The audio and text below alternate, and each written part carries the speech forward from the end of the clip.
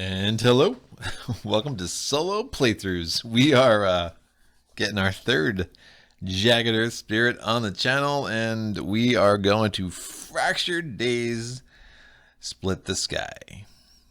So here's what I've learned about Greg, I guess.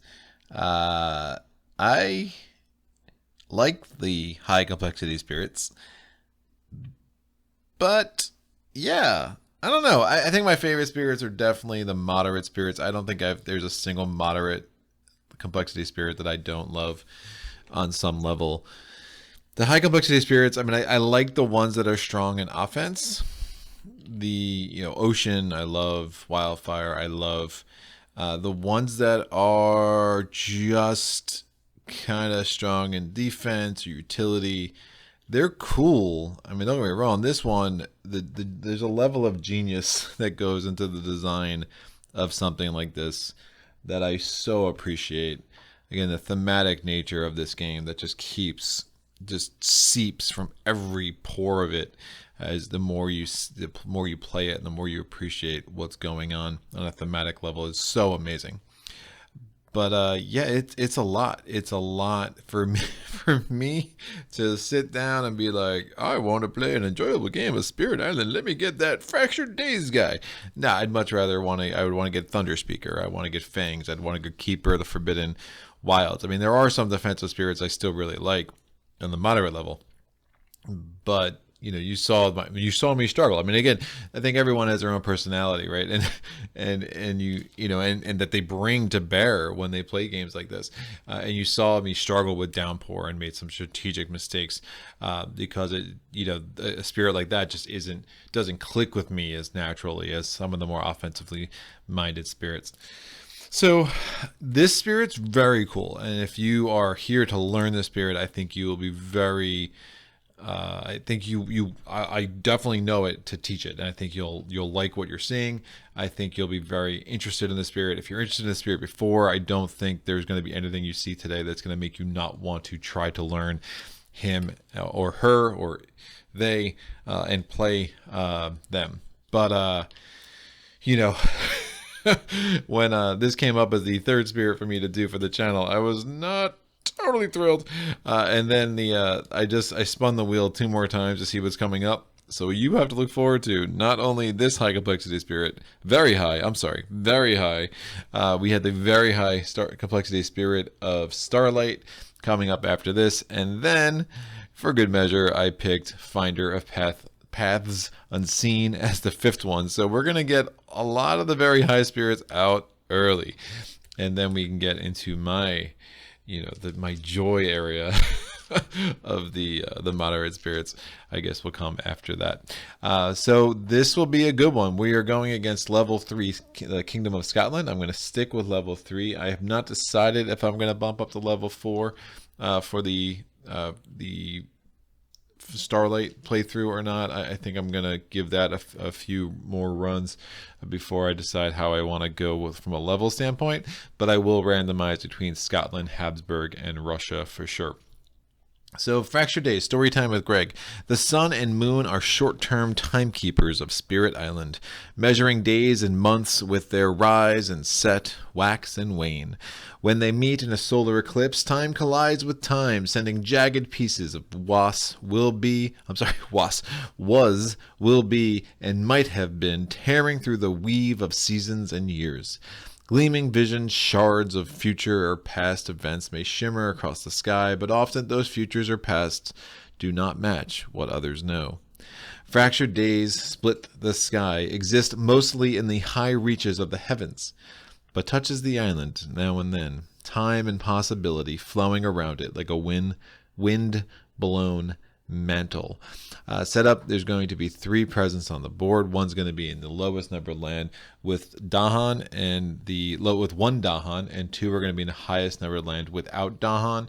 And then we are going to deal ourselves 6 minor powers and 6 major powers. Now, if you are playing in a 3 or a 4 player game, you will only do 4 of either, but we will deal 6. And I will have access to those as the game progresses, and we will also gain 1 time. What the heck does that mean? If you don't know, you're about to learn. Oh, and mind you, this the different categories of complexity, this is the one that actually gets off the. This is what I thought Serpent should be. When I first played Serpent before I knew this existed. And now I understand why Serpent was still leaving some room for, Mr. Eric Roos. I'm sure I'm butchering his name. I say that every time. For Eric, if I may, he had some more ideas in store for all of us, much to our benefit for sure. The guy is just absolutely brilliant. The design of this game is so cool. I know I've said that a bunch of times, but it's true. So, playstyle excellent at support and sweeping indirect effects. Obviously, in a solo game, it's not the greatest. We're gonna need to find a way to do direct effects, and that's where the minor and major power cards that we're gonna have access to will come into play. And one of the cool, I liken this playing this. Spirit. I like him playing Fractured Days to playing Scenario 6 of Robinson Crusoe. Now, I can't stand that scenario on Robinson Crusoe, but one of the things that's cool about it is that you get to see all of the items in a way that you normally don't, and you start playing with the items. This scenario does the similar thing to Spirit Island in that you have access to this library of powers, and the more you play Fractured Days, the more you see the potential combinations of powers and the interplay of powers, but it also does create a somewhat high variance game, especially solo. I have not had much success with Fractured Days in my plays off camera when I have not managed to get a minor power that gives me a defend 4, a defend 5, defend 6. I mean, there's a few of them, right? If they're not in my early supply of cards, I find Fractured Days a struggle. Now, I have played Fractured Days against all of the adversaries, and I mean all of them.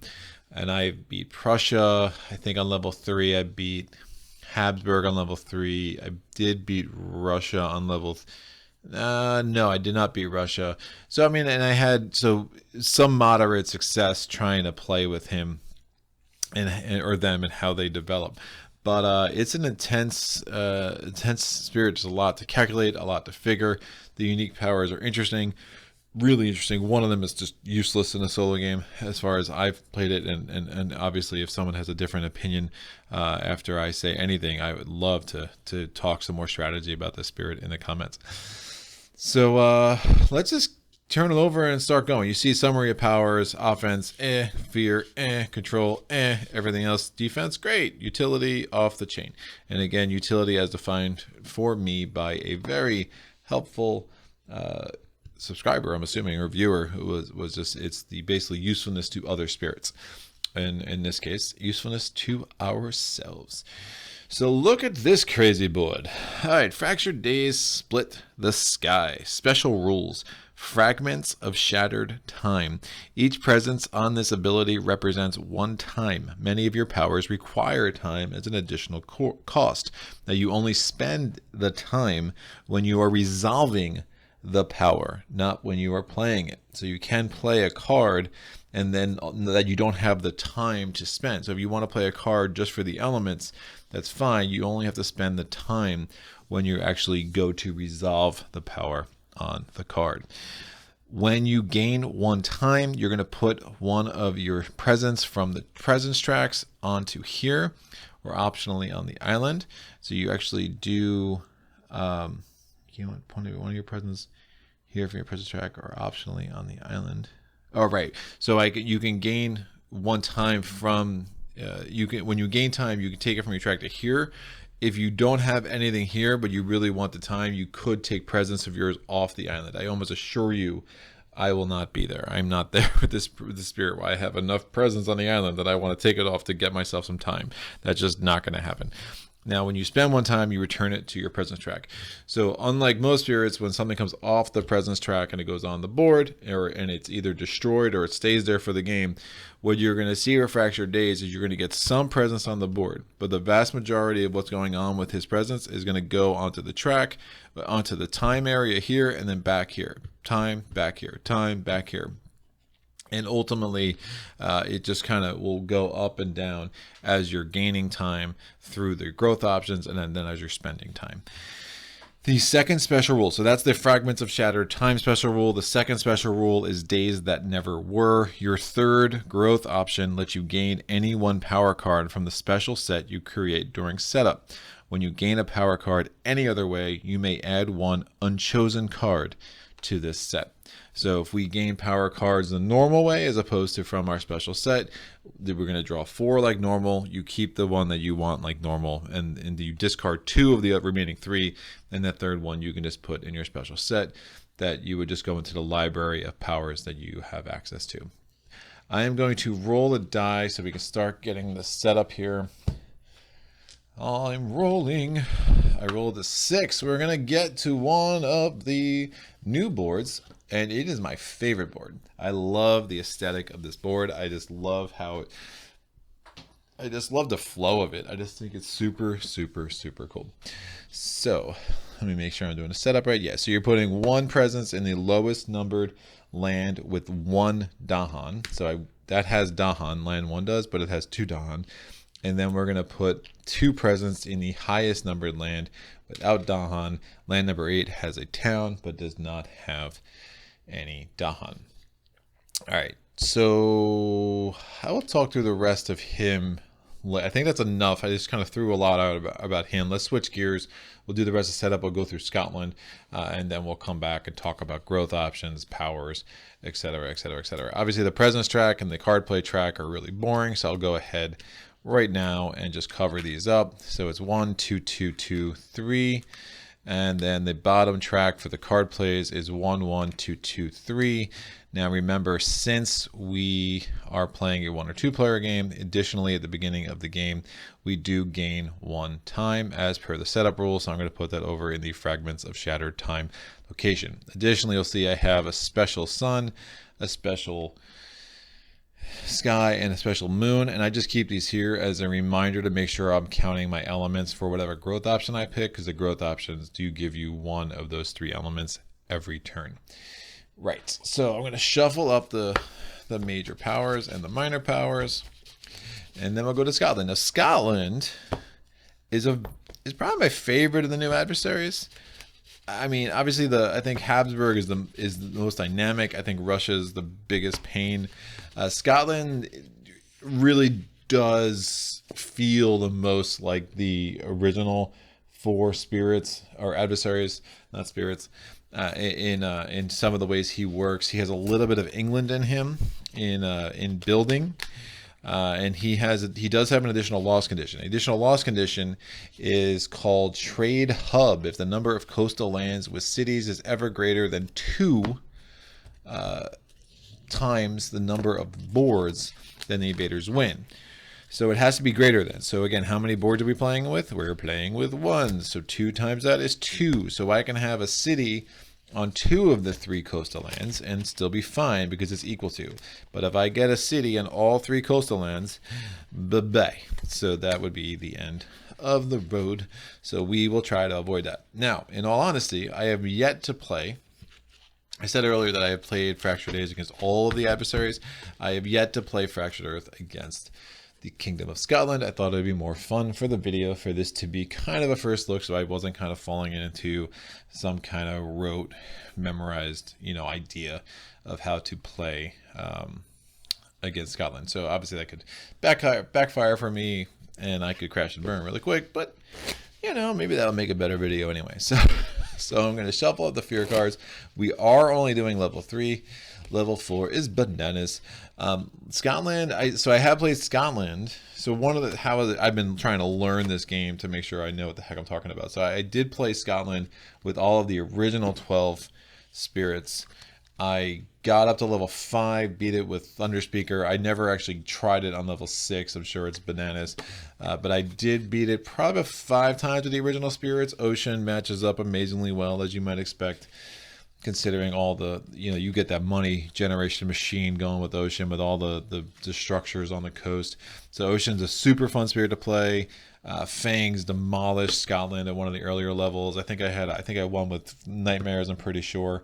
So I think I beat it twice at level 2, twice at 3, twice at 4, and then once at 5. So it was a pretty. So I said, yeah, what's that, like 7? It was. I was doing fairly well in Scotland with the earlier spirits, who I think matched up fairly well against it, and I think that was probably double the amount of wins I had as opposed to when I was. No, I guess not double. I guess I did beat level 6 Russia. So it felt more familiar. I felt the original spirits matched up fairly well against it. I did not have that experience with Habsburg, which was more of a struggle with pretty much all of the original spirits. All right,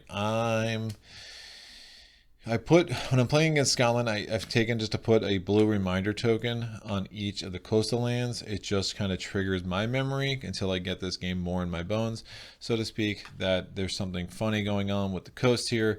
We do have our 2 special reminder tokens down here. I can push this up a little bit. So we have our special build token for level 3 and our special explore token for level 1. And here's what the Kingdom of Scotland says. So base difficulty 1. But we're playing on level 3, so that, according to this, that's a difficulty of 6. I've already gone through the additional loss condition. Now, the escalator is port sprawl outward on the single board with the most coastal towns and or cities. Add 1 town to the number of lands to 1 land. So N is the number of players. So add 1 town to N lands. So N being the number of players. So add 1 town to one land with the fewest towns. So obviously there's only 1 board, so we will be the board with the most coastal towns or cities, and we will add a town to one of those 3 every time we have a level 2 card with the escalator. Obviously the only level 2 or stage 2 invader card that doesn't have the escalator is the coastal lands card. But we'll know where that is, because as you'll see. So again, the effects are cumulative when you're going through the adversaries. The first level difficulty is trading port. After setup in coastal lands, explore cards add 1 town instead of an explorer in coastal lands. The coastal lands invader cards do this for a maximum of 2 lands per board, right? So that means that if I pull sands, instead of putting, for the explorer card, we're going to put a town there instead of the explorer. And then when we get the coastal lands card comes out, we basically choose 2 of those lands to do the same effect. And one of those lands will get an explorer like normal. Level 2 is seize opportunity. During setup, add a city to land number 2. And we're going to place the coastal lands card in a special place in the deck. And I'll get to the card order when we get there. And then the level 3 difficulties chart the coastline and coastal lands. Build cards affects lands without invaders, so long as there is an adjacent city. So again, kind of the cousin of the effect that we have with England, where builds can happen even if there's nothing there, provided other conditions are met in adjacent lands. So now you can see how the power of isolate might come in handy to prevent those kind of builds in the coast if we are lucky enough to have one of them cleared of invaders and it would otherwise build if we don't isolate.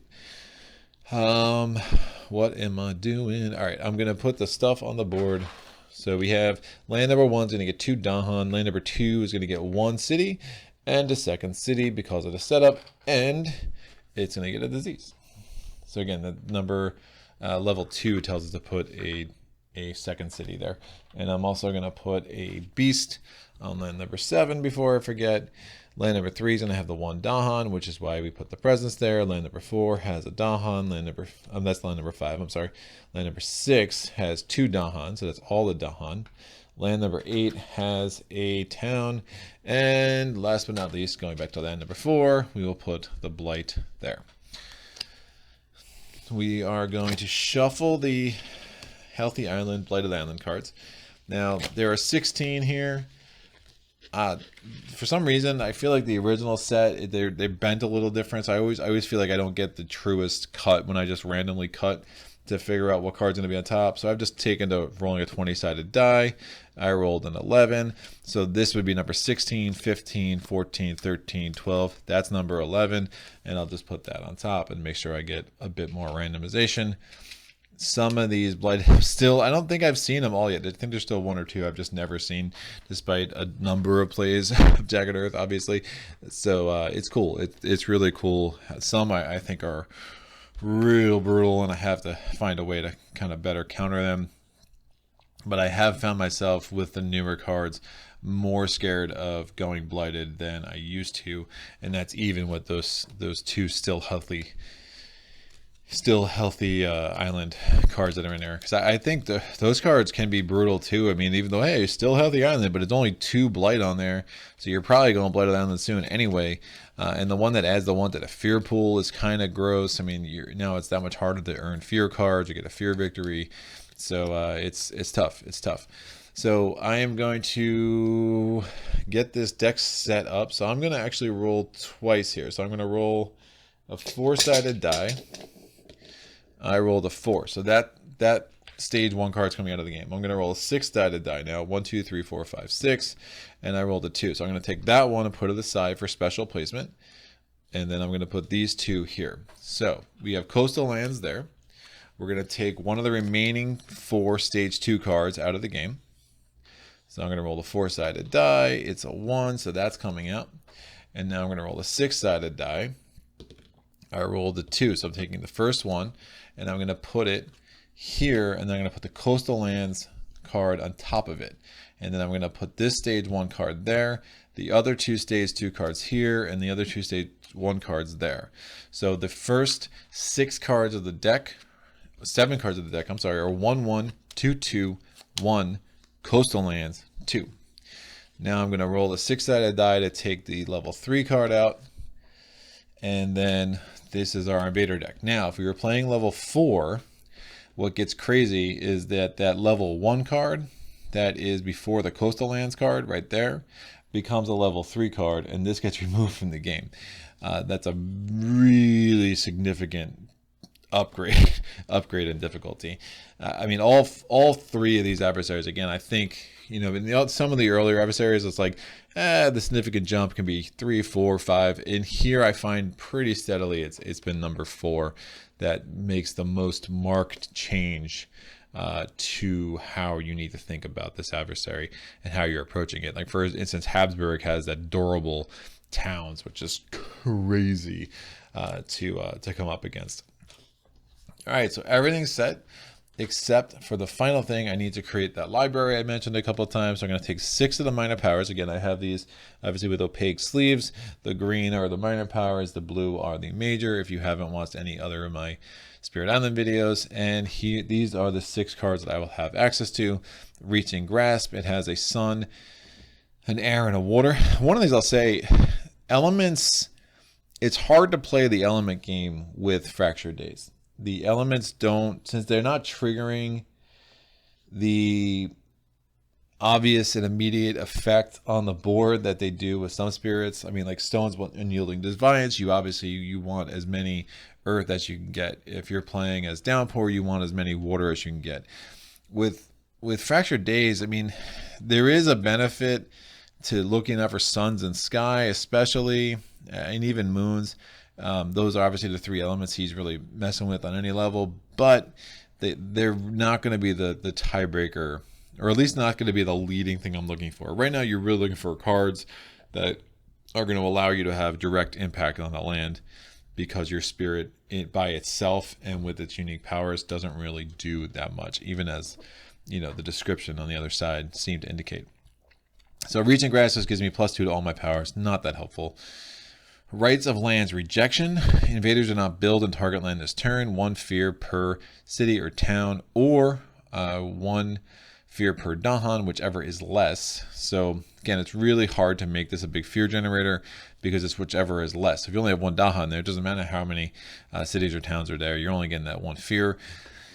And you have to have a target. You have to target a land with Dahan, 2 away from where you have a Sacred Place. It's a decent card, but not one of my favorite. Bird's Cry Warning.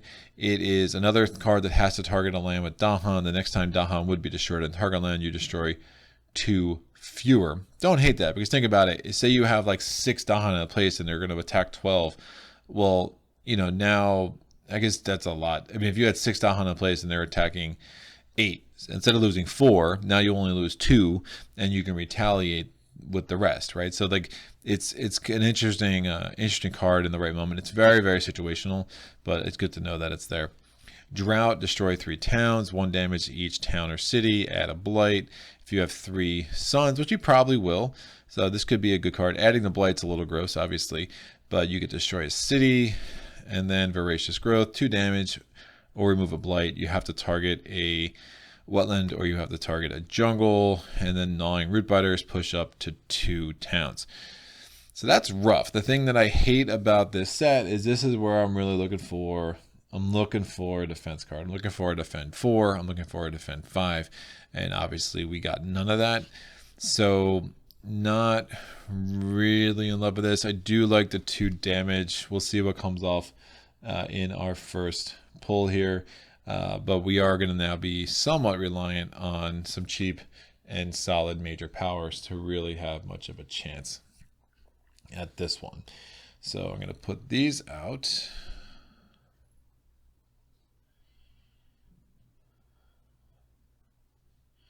All right, and then we're going to take our major powers. We're getting 6. Again, normally you would get 4, but in a 1 or 2 player, normally for me, I'm going to get 6 because I don't play this game often more than 2.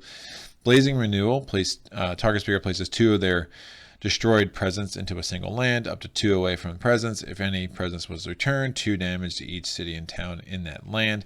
I really like this card. That's a nice one to have. Unleash a torrent of self's own essence, gain 4 energy. You may forget a power card to gain 4 more, or I can pay X energy to deal X damage in a land where I have presence. It's going to be a really strong card. I don't know if I have the energy generation that I'm going to need to make a lot of use of it, but I really do like this card a lot. Angry Birds, Angry Birds, it's like a bird. It's just a bear, very close. So birds without wings and, big paws. It's basically what a bear is, right? So this generates 2 fear in a land where you have presence, and it does 2 damage in that land. If there are no beast, add a beast, otherwise plus 2 damage and push a beast. Very cool card, only costs 2, big fan of it. Sleep and Never Waken. Invaders skip all actions in target land. It costs 3, 1 fear per 2 explorers. This power removes, and then you remove up to 2 explorers. Now, if you have 3 moons, 2 sky, and 2 beast tags or animal tags, you can also remove up to 6 explorers from among your lands. Very cool card. This is how I beat level 6 Russia with Nightmares, and again it has the moon and the sky, so you in the air elements, so you can see how it just plays right into Nightmare strengths. So that was a very, very cool win, because again, normally with Russia the biggest problem is getting rid of the explorers, and here you just got to remove up to 6 of them from your lands, and I would generate even more fear, which got me to that fear victory even that much quicker. So that was cool. All right, transformed into a Murderous Darkness. This costs 6. Target spirit may choose one of their sacred places in that land, replace each of their presence with a Badlands. The replaced spirit leaves the game. So again, it doesn't go into as a player that you can add to the board later. And push any number of these Badlands, 3 fear, 3 damage per presence replaced. Interesting. A lot going on there. Probably not something I'm looking at. I don't have enough presence on the board to really think about this one. Voice of Command. Like this card a lot. It has a sun and an air element. It's a fast power. Range 1 from where you have a sacred place. Target land has to have Dahan. So we've seen a few of those cards now. We'll see if I can get enough Dahan on the board or keep them there. And it does 1 damage per Dahan and explore 2 cities and towns only. Defend 2. During Ravage actions, the explorers fight alongside the Dahan. Right? So think about that. So you're not destroying the explorers, and they don't do damage to you or the land or the Dahan. So they're basically voice of command. They are under your command. It's very, very cool.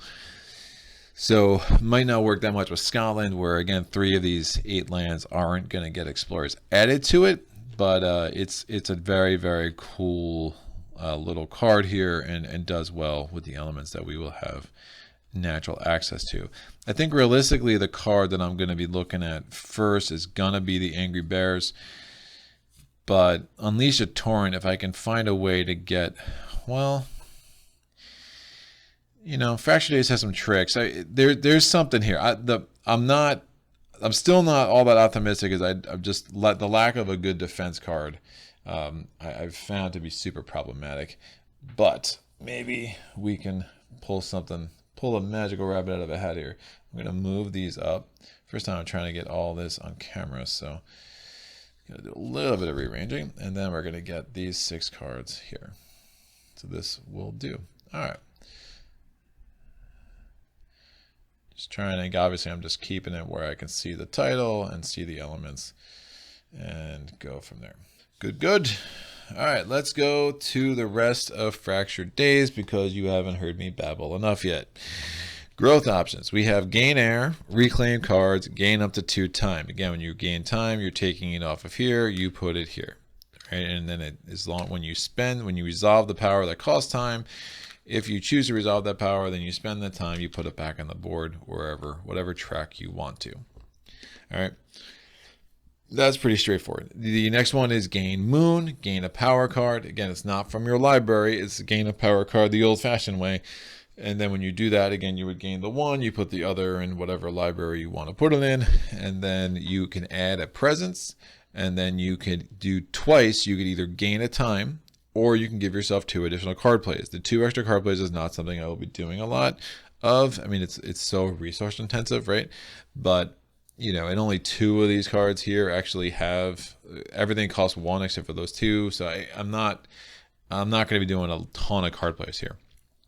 But twice I can do 2 extra card plays, or I get to gain a time. I'll normally do the gain a time because that's just usually more helpful. But think about this, collectively you can get 3 things off of your tracks. So you'll see how these kind of go off and on as we go. The final growth option is gain a sun, move a presence up to 4, gain a power card from the Days That Never Were. Again, that's what the library is called. It's the Days That Never Were. And then 3 times you can gain a time, or you can gain 2 energy. So you can use this growth option to move a presence, gain a power, and gain 6 energy. It's pretty sick. And again, that could see a way that might work very well with Unleash a Torrent as we're going. So we'll see if we can make that work, right? So innate powers, slip the flow of time. You may use this power any number of times, but the cost to use it is cost 1 time per previous use this turn. If you have 3 moons and you have a sky, target spirit may resolve a slow power now. If you have 2 suns and 2 moons, target spirit may reclaim 1 power from the discard of their play cards. If they reclaim a card from play, they lose its elements. And if you have 3 suns and 2 sky, target spirit may play a power card by paying its cost. So why would you want to do this twice? Well, again, you go in order. So say I'm going in order and the only combinations here, I only have 1 moon, but I have 3 and I have 2. I can play another power card, 3rd, 4th, whatever it is, by paying its cost. And then, now it gives me a 2nd moon. Well, now I want to actually do that again. So I can't go backwards in order. I'm going to need to pay a time because I used it once previously this turn, and then I can reclaim a power card, right? So you can see how that combination works. Now you can reclaim cards that are in play. However, there are effects. When you do an effect with a card, that effect lasts for the rest of the turn, right? And I think we got this conversation with Stones Unyielding Defiance. Like when you set the trap with that 1 innate power of stone, but then the presence is lost, well, it's still set in motion. The effect is going to be carried out. There are certain exceptions to that, like downpour, when you're calculating what the defend or not. That's totally linked to the amount of presence that's there. Then you have to recalculate every time, right? But generally speaking, when you set a thing in motion in the fast action phase, or the fast power phase, that stays. So I can play a defend card, get the effect, and then I can reclaim that card. I lose the elements, but the effect of whatever that card, the power that card gave me that I'm utilizing, is still going to be in play. All right, Visions of a Shifting Future is the other innate power. It is a slow power. You can target yourself. It has 1 sun, 2 moons, 2 sky. Look at the top card of either the invader deck or, if relevant, the event deck. Return it and shuffle that deck's top 2 cards. For the invader deck, differing invader stages may give away which card is next. So I don't love the sneak peek cards. I don't love it in really any game. Because you still have to deal with it. So if you can't deal with it, like what's the point? So, and I know I've said that before, and I'm trying to think of like the best examples of games. I know like, TWAM has that ability, and this War of Mine, for people that don't know what TWAM is, that you get that one ability. Right, you can peek here. I don't really like peeking. I'm just whatever. I have to deal with it anyway. It is what it is. But this could come in handy, especially with some of my powers. It might help me decide what I want to do in a subsequent round if I know what's on the top of the deck, right? If I have 2 suns, 3 moons, and 2 sky, instead of returning and shuffling, I may put the look deck card on the bottom of the deck. You may do this. You may not do this for cards specially placed during setup. Now, what is specially placed during setup? So it's basically anything level 2. So anything that's moved up into like a stage that it wouldn't normally be. So it's like the order for this deck is 1 1 2 2 1. Those 2 early stage 2 cards are specially placed, so you can't use this ability to put those on the bottom of the deck. Additionally, since the coastal land card is specifically placed in a specific spot, that is also considered specially placed, so you could not use that ability on that. Now, I'm kind of just giving more information than I probably should, because we won't be doing that anyway. So, alas, we're 35 minutes in. I have done nothing but talk about the Spirit. Now we're going to start to play, I promise. Well, maybe. Because we have to go through the unique cards. This is it, man. These high complexity spirits, man, very high. There is a lot going on. Plus, I'm in future playthroughs, obviously, I'm not going to be going through the adversaries with as much detail either. So, all right, what are the 4 unique powers here? The first one, it costs 0 to play, but to use, it has a cost. So we'll kind of see that play out probably. So to play, if I just want to play it for its elements and not use it, I could. It's cost me 0. But if I want to use it, then I have to pay N time, and spirits generally pay N energy. N is a number of players, so 1. It should be number of boards really, but 1. So I use N time, and then I pay N energy, and then what happens is the effect of this, it allows me to swap the top card of the invader deck with the card on the invader discard that is within 1 stage. And I could even do that for cards that are specially placed. So I know where the Coastal Lands card is. If I don't want to deal with Coastal Lands, especially against Scotland, I can find the stage 1 card in the discard pile that I like the most, and I can swap those suckers out. So it's a very, very strong card, and I think it could play very well against Scotland. Pour Time Sideways, we will not be using. All right, because Pour Time Sideways is very much for a 2 board game. Move one of your presence to a different land with your presence on the board moved from invaders. Do actions 1 fewer time, and so if I'm doing the build step, I do it on 1 fewer land. If I'm doing each board each land, you're basically saving a lot. You're limiting invader actions. So that sounds great, but then on the board where the presence is moved to, you resolve those actions 1 more time. So you would build twice in a row, or you'd ravage twice in a row. So there's really no point to playing this in a solo game. So, because it giveth and taketh away. But the nice thing is this becomes easy fodder for when we want to gain a major power, which I might actually do right off the bat here. Build the Arc of Years is such a cool thematic card, right? So I'll tell you what it does, and then I'll explain really what's going on here. So it's a fast power, range 1 of where you have presence. If there are no Dahan or invaders present, you remove a blight. If invaders are present, they build, then ravage. I've not pulled that one off yet. I assume you would have to set up a defend, then do a build and ravage. It just hasn't ever worked for me to see that, so maybe we'll see that in this playthrough. If Dahan are present, you can add 1 Dahan and then push 2. That's what I use this card for the most, is to get a lot of Dahan on the board. And I can repeat this power on the same land by spending 1 time. So what is the idea here? It's, again, Fractured Days is like exists outside the space-time continuum, right? So he's just kind of messing with the natural order of things. So think about the Dahan one, right? It's like you have to add a Dahan and the Dahan go away. It's like thematically like Dahan are growing up and getting older and moving out, right? And you're just like accelerating that timeline because, again, you're Fractured Days and you could do things like that. If there are no invaders or blight, well, time is passing and the blight's just going away. So you're just like merging the yesterday, today, and tomorrow in some really, really crazy ways. I mean, the Spirit is just brilliant in how it's organized.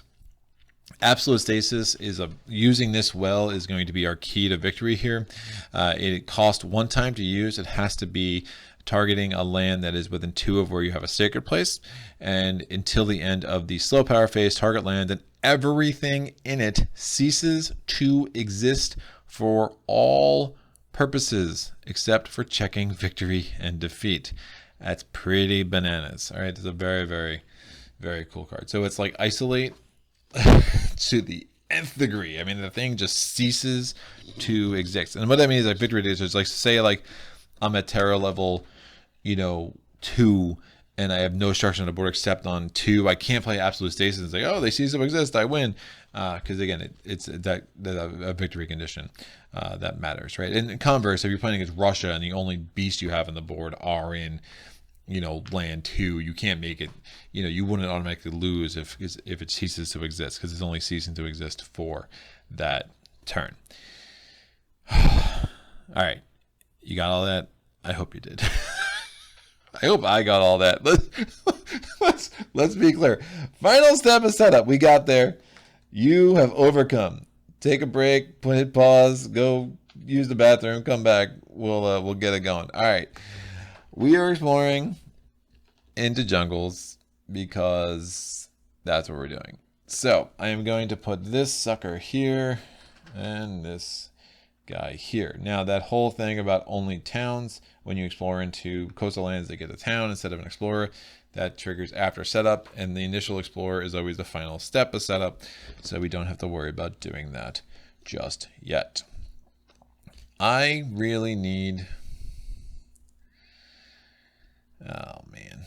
So that's fine. I'll probably use absolute stasis on that. On number 2 next turn. The reality is how I want to... Do I get angry birds? Do I just get voracious growth? Because angry birds...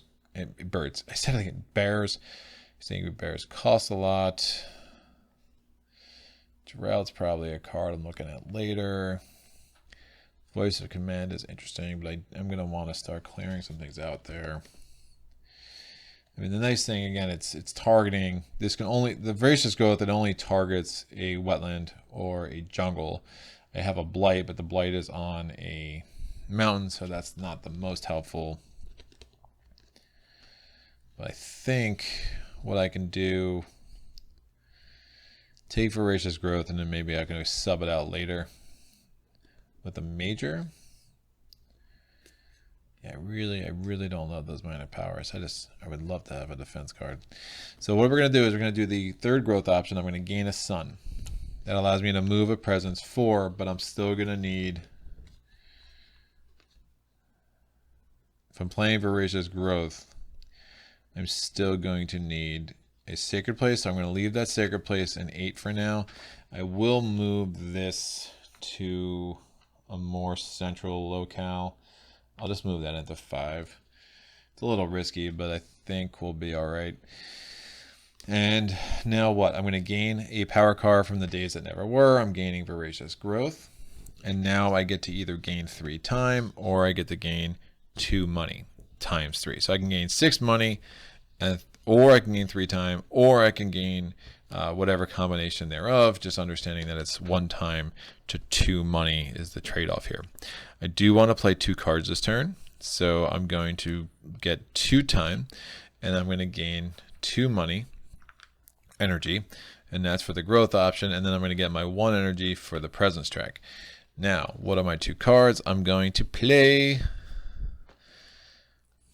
I think I just pull out that blight early. I think that makes some sense. So we're going to play the past. Nope. I lied. We're going to play Blur the Arc of Years. And we're going to play Voracious Growth. And I'm going to put 1 there and 1 there. I only have, well, I have 2 suns, 1 moon, and 1 sky, but not really that useful for anything. I'll just get into the habit here. And like there's no point in tracking water and plant here. So what's my action in the fast power? My only fast power that my only fast power in play is I am going to play Blur the Arc of Ages. Since there are no Dahan or invaders there, I'm just going to heal a blight real quick while I have the opportunity. 1 energy for healing a blight seems about right. All right, cool. We're going to move on. The invader phase, there is no Blighted Island card, obviously. So we're just going to flip over the top event card, just as like a placeholder. We don't resolve anything as per the Jagged Earth rules. Then we will resolve any Earned Fear cards. Obviously, we have none of those. We're going to go the invader steps. There is no ravage step in the first turn, so we just do a build step. This disease prevents that build. We're going to get a town here. And then we're going to explore. We are exploring into mountains. So mountains is not a coastal land, so we're going to get 1 explorer there and 1 explorer there. Invader cards advance. I am going to target the jungle that is within 1 of my sacred place, and I'm going to do 2 damage and destroy that town. That generates 1 fear, and we are going to move on. So time passes. That's interesting. Man, this is where I have so many I guess bird cry warnings might actually function as a sort of defend. I mean, the blight's still going to be landed, but I could potentially just play that, and if 2 fewer are destroyed, then I could potentially wipe out everything there. So it's got some play. It's not exactly what I was hoping for here. All right, so we are going to just looking at growth options here. I am going to want Bird's Cry warning next turn.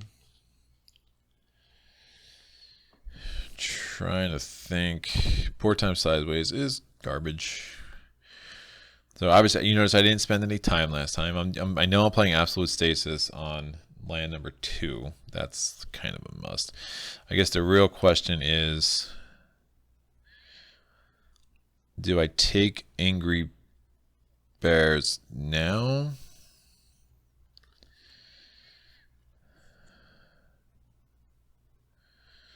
Two damage. Am I going to have the money? And if I have the money this turn, am I still going to have the money next turn? I guess I can take the 6. I'd have the 4.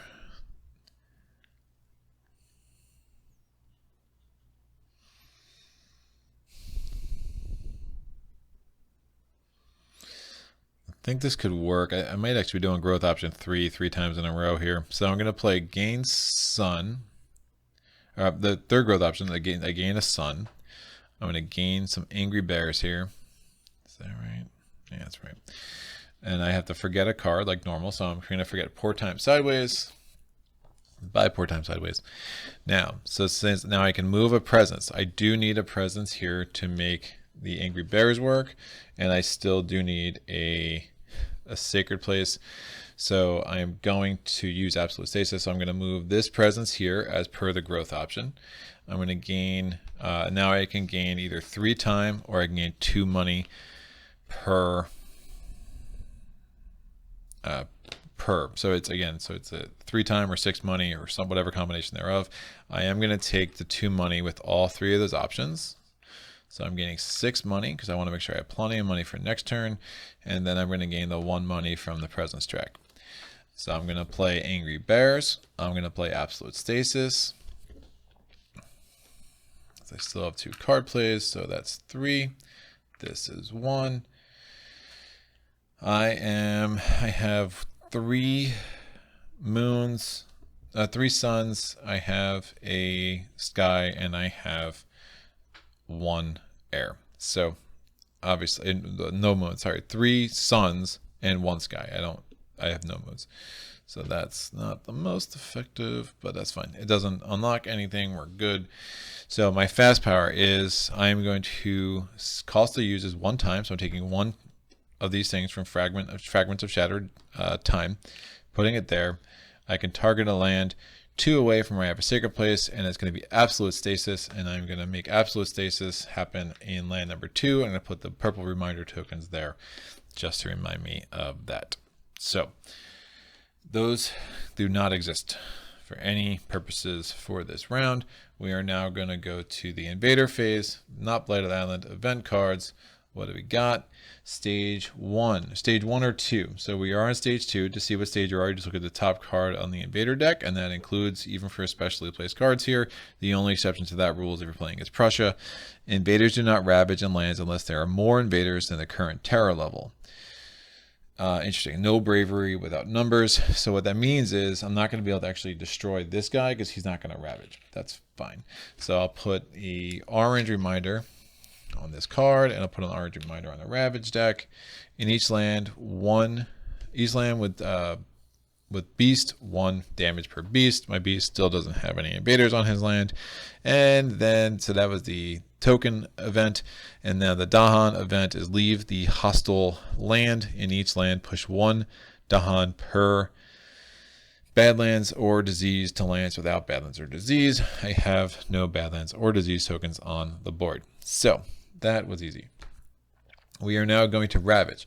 Land 2, absolute stasis, nothing happens. I can't push anything in there. It just doesn't exist for any purpose. I can never target it. Ravaging in land number 5. Well, it has only 1 explorer, and that is the only invader there. So since there are not more invaders than the terror level, it doesn't ravage. So that explorer gets to live another day, which is not what I was hoping for, but that's fine. And now we're going to build in the mountains. So we're going to build in land 6. We're going to build in land 4. The final invader step is we are exploring into sands. So what's going to happen? We are getting a town in land number 1 because an explorer would go there, but as per difficulty level 1, this is now a town, and then we're going to get an explorer in land number 8. So invader cards are going to advance. I can put these reminder tokens back. Oh, and now there's also the escalator. Almost forgot. The escalator says we have to put a town in the coastal land that has the fewest number of towns. Again, land number 2 doesn't exist because of absolute stasis, so we have to put this in land number 3. So that's not great. Remember, if we ever get cities on all 3 coastal lands, we're done. So something to already start worrying about with the way this board is set up. Now, Angry Bears. I'm going to generate 2 fear in land number 4. I'm going to do 2 damage. I've destroyed that town. These move up. If there are no beasts present, we add a beast. Hello, beastie. All right. If there were no beasts, if there was a beast there, I'd do 2 more damage and I would push a beast. But there are no beasts, so we just do that and we're good. That can go here. And that is done. So I've kept the board relatively okay, getting worried about the coastal land. And obviously building a city there is not great, and building a city there is not great. So we got something to worry about. So this time that was on this card, just gonna go back on one of my tracks. The absolute stasis reminders will come off the board, and time will pass. I'm gonna do the same growth option because this is the plan I had. So I probably should carry it out. Oh, it's ugly. It's ugly.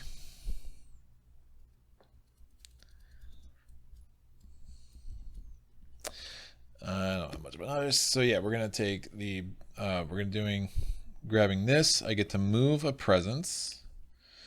What do I want? No, I don't meet a sacred place on the board this turn, so I do want to get this sucker out of here. and start getting my presence more in the center. Because you really, if you can make your 3 presence that you start with just live on the board, that's about right. You know what? Let's not risk that. In case the Ravage is +1, I'm going to just move it from 4. All right. In case the event deck augmented the Ravage is what I meant. So I got a card from the Days That Never Were. I moved the presence, and now I can do the again, the money or the time.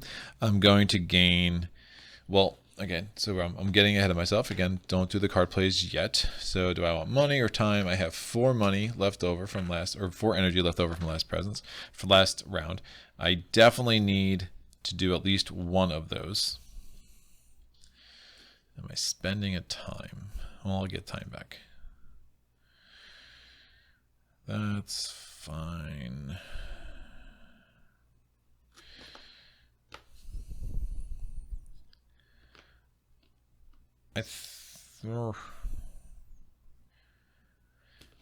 In case I want to do 3 next turn, which I don't think I will, but in case I do, I'm going to do another one of those from the card play track. So I did 2 from there, and I'm going to get 2 money. So those, all my growth is done. I get 1 energy from the presence track. And now I play my 2 cards. I'm going to play Bird's Cry Warning and the Past Returns. Past Returns, again, cost me 0 to play, but it will cost me money or energy to use. Bird's Cry Warning cost me 1. So the next time Dahan will be destroyed in target land, destroy 2 fewer. So I'm going to put a reminder there with the green. The evergreen Dahan that will not die. And then the Past Returns again is going to cost 1 energy and 1 time. And I'm going to swap this card here with the jungle. So this card, I don't get to see what it is. It's face down, but I know that this is going to be the jungle now, which seemed better than not only exploring with, you know, I don't know what it could be. I don't really want to get any more towns or cities or whatever in this part of the board, and I definitely don't want to explore any more into wetlands or jungle. I guess it wouldn't be jungle. I definitely don't want to get another town in the wetlands. So it seemed better to get the jungle, plus I get to avoid the escalator, which is obviously a fairly big problem. So what am I doing? That's going to build a city. Eesh. Yeah, because we're going to have a city in 2 of these boards, so, you know, I'm going to have to find a way to start fighting back pretty quick here. It's a possibility. All right, so we've done that. We're now going to go to the event cards. Event card says on each board, in the land with the most towns, in the land with the most towns, replace 2 towns with 2 cities. Well, that's not good. If there is only 1 town, replace it with 1 city. So here's what I'm going to do. So I have 2 cities here, but I only have 1 town and 4 different lands, so I can choose.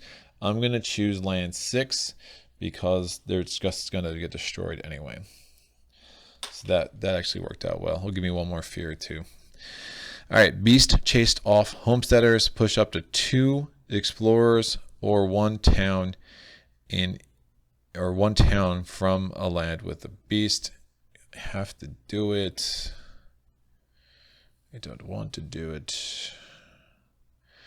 I'll just push it to 7. It's fine. I don't really, there's no good place to put it. The jungle's about to get another beast anyway, or another explorer anyway. And when Invaders ravage, if the land has Dahan, defend 2.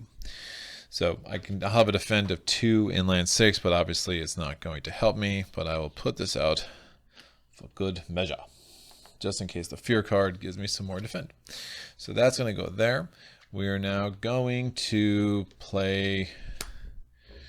We're going to do the fear card that we earned. Invaders do not explore into lands with at least 2 Dahan. Ugh, gross. So jungle still will be explored, but I will put this here as a reminder. for kicks. All right.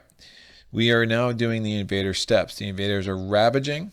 They are ravaging 4 in land 6. That will add a blight. It would have destroyed 2 Dahan, but birds cry warning.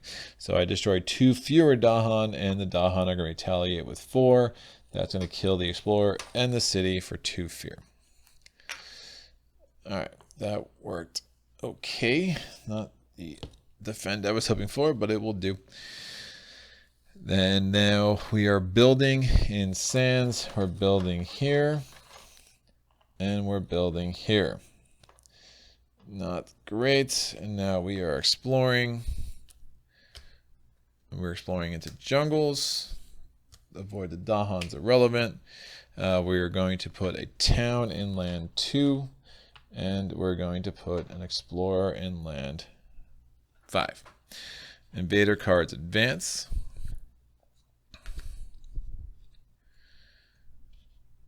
Time passes. Put these away. This time's going to come back here. This energy was spent. I'm going to reclaim my cards. It means I'm going to gain an heir. And I gain it to 2 time. Do I want to play 3 cards or 2 cards? I will put the 1 energy here from the presence track before I forget. I'm definitely doing absolute stasis because, you know,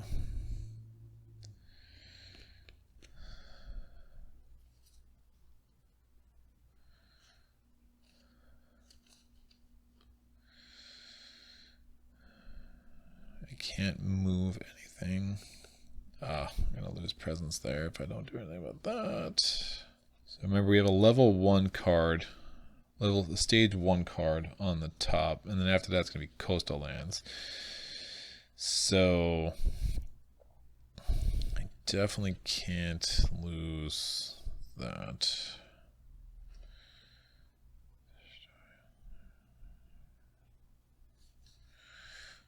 So I probably am going to want 3. I'm not sure which 3 yet.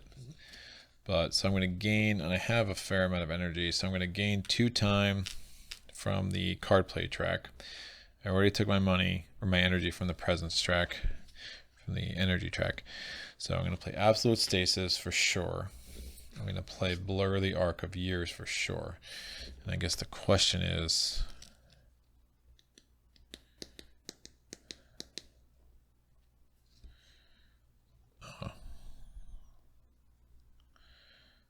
well, that's interesting.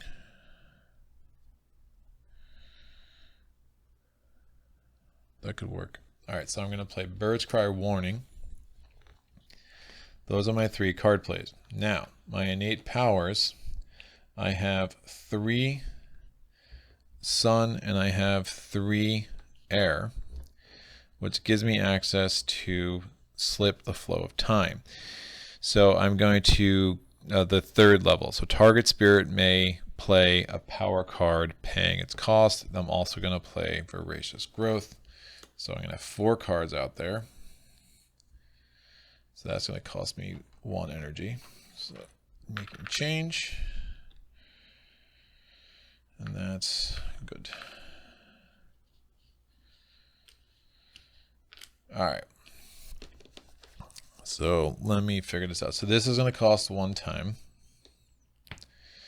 And I'm going to do absolute stasis. I'm going to protect my Sacred Place in land 8. Great.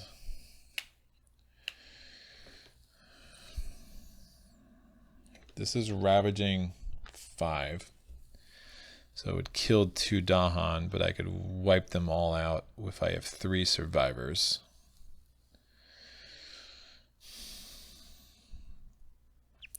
I'm going to play Blur the Arc of Years. I'm going to play it. So 1 away from my presence. I'm going to add up a Dahan to land 6. 2, and then move up to 2. And then I'm going to do it again, which is going to cost me a time. I'm going to add a Dahan to land 6 and push up to 2. Now you can only do it twice. So you can play it, only do it twice. So you have to add play a time to do it the second time. So if I could do it a third time, then I could remove that blight, but obviously I can't. But it does set me up to maybe remove that blight in a future turn. So that's fine. So two of these, so it's attacking 5. So 2 of these are gonna die. 1 will get injured, and then I'll have enough remaining to actually wipe all them out. So I don't need to do Bird's Cry Warning there. But it does allow me to push some Dahan. Maybe I don't need to play this card then.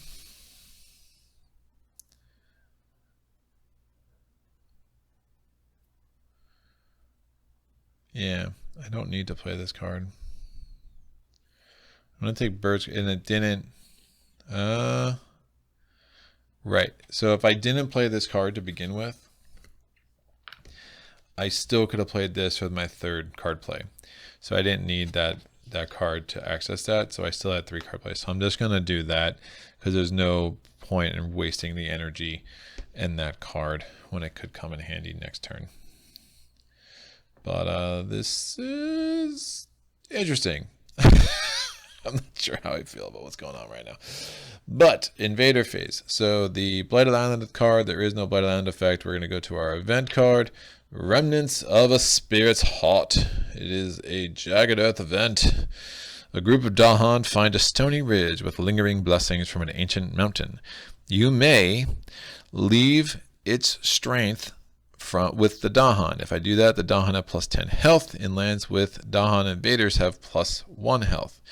Or I could spend 4 energy aided by Earth. I have 1 Earth tag in play. I have none others. I would have to spend all 3. If I did that, defend from spirits is 4 lower per land this turn.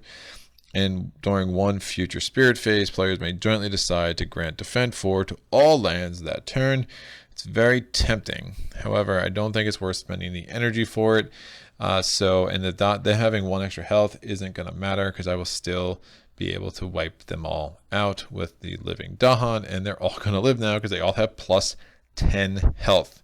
So they're virtually evergreen Dahans, and that's cool. I'd rather have the extra Dahan on the board. All right, for each land with a beast and a city, 1 fear and destroy 1 beast because of hunting parties on each board with 4 or more towns or cities and 4 or fewer Dahan. Obviously, it doesn't apply with the current setup. So what are we doing? We're going to do the invader steps. We're going to do the ravage step. We are ravaging here. No, we're not. Absolute stasis. We're good. Ravaging here. It's ravaging 5. It does do 2 damage to the land, so we get a blight. However, each of these Dahan has a health of 10. Actually, plus 10. So each of these Dahan has a health of 12. We're good.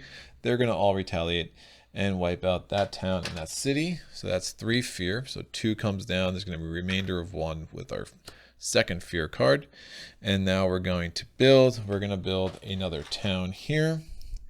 We're going to build a town in land 5. And then we are going to explore. The explore action is in wetlands.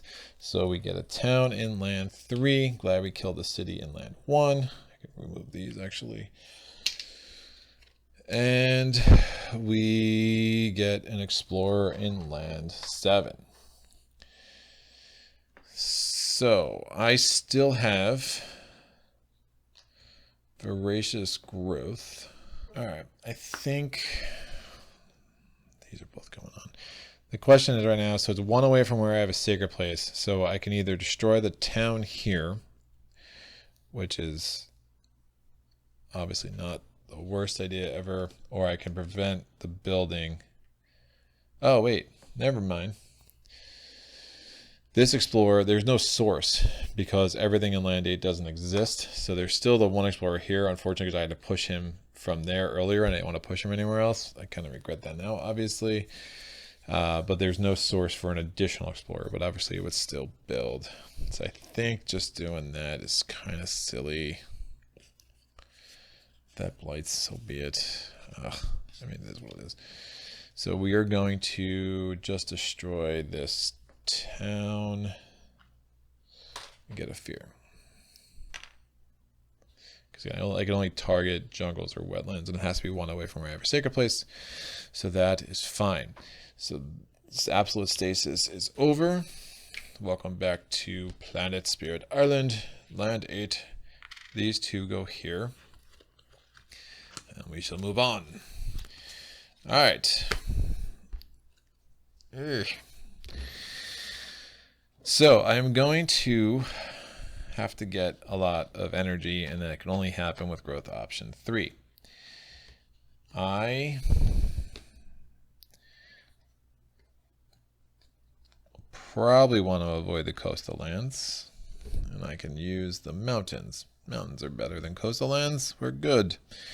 So I am playing the past returns again.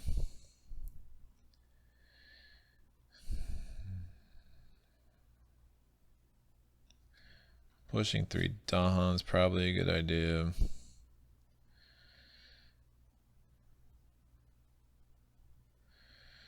That is a lot of ravaging.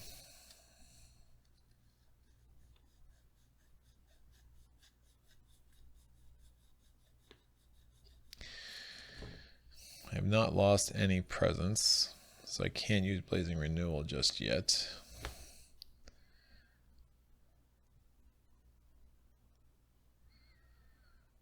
I'm going to move a presence to the center of the board. So the only thing I have left to do now is to gain a card from cards that never were. And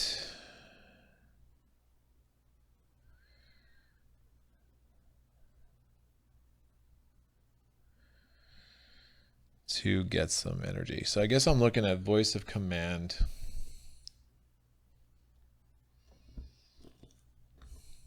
Oh, Voice of Command is interesting. 1, 2. All right. It's a little risky. It's probably better than Angry Bears.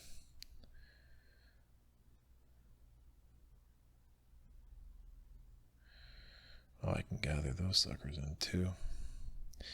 All right, Voice of Command is going to work. I need to forget a power. I'm going to forget Voracious Growth. It's just a little limited because it only targets certain land types.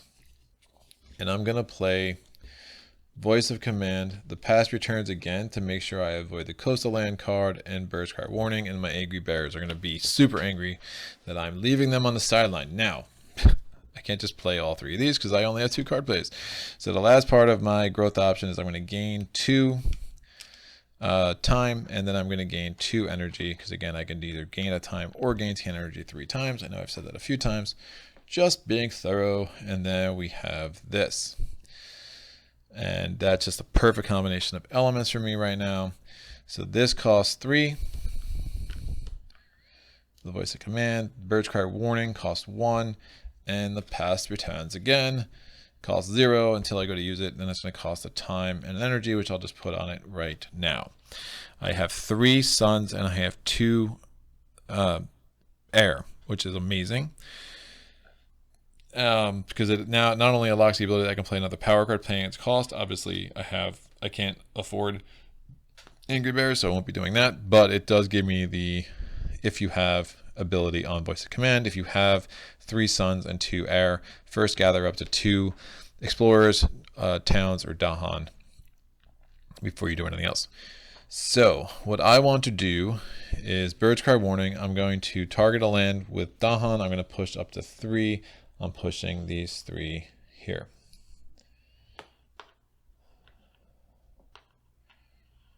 All right. Then I'm going to do Voice of Command. Before I do anything, I can gather up to 2 explorers, towns, or Dahan. I'm going to gather this 1 explorer. Hopefully there's no augmentation to the Ravage. And then this guy will just retaliate and fight back there. And then we're going to gather a Dahan from there. Now, I am doing, because of Voice of Command, so that was first, and now you go to 1 damage. Now you go back up to this thing. So 1 damage per Dahan and Explorer, 2 cities and towns only. I have 4 Dahan and 2 Explorers, so they're going to be attacking the cities and towns. I'm going to do 6 damage. That's going to kill both those cities. That's 4 fear. That's just going to be a fear card. and we get a defend 2. Now remember the Dahan and the Explorers are fighting alongside each other. So right now, if we can get a couple more defend because of the fear card or whatever, then we'll be good. So we only have to worry about defending against an attack of 4, because again, we're working with the Explorers, because the Dahan are that persuasive, kids. Take notes, be like the Dahan. All right, the pass, if you want to persuade people, I guess that is. All right, the pass returns again, so I'm using it. I have the 1 energy and the 1 time on it. I'm going to replace the top card of the Invader deck, and we know it is Coastal Lands, and that's fine. And I can replace it with another card that is either the same stage or a lower stage. I can replace it with the Mountains, which again, we will be avoiding for the second time. Well, I guess there's no escalator on the Coastal Lands card, but we know that it would basically have put 2 towns and an explorer on the coast. No bueno. So much rather just avoid that. We'll deal with the mountains and just 2 explorers. That's a much better situation for us. All right. So healthy island card, no dice. We're going to go to the event card. I mean, no dice. We're not blighted, so there's no continuing effect we need to worry about. Blighted Island. Oh shoot. Life. This card is very swingy. I mean, I guess it could be swingier. But life's balance tilts. The energies of life shift towards destruction, bringing wasting and disease to the animals of the island. Death is a part of life, but does this go too far? I may let the destruction have its way. I remove 1 beast. I add a disease on each board. So that is by the board. It's not. I don't have to worry about a land. For each board, I discard the top minor power. If it's fast, I add a blight, so that's gross. I make Blighted Island. Invaders and Dahan have -1 health, minimum 1 this turn, which would be super gross. That would actually kill all those Dahan, right? So if there's no more defense, I don't love that. Hold on one sec.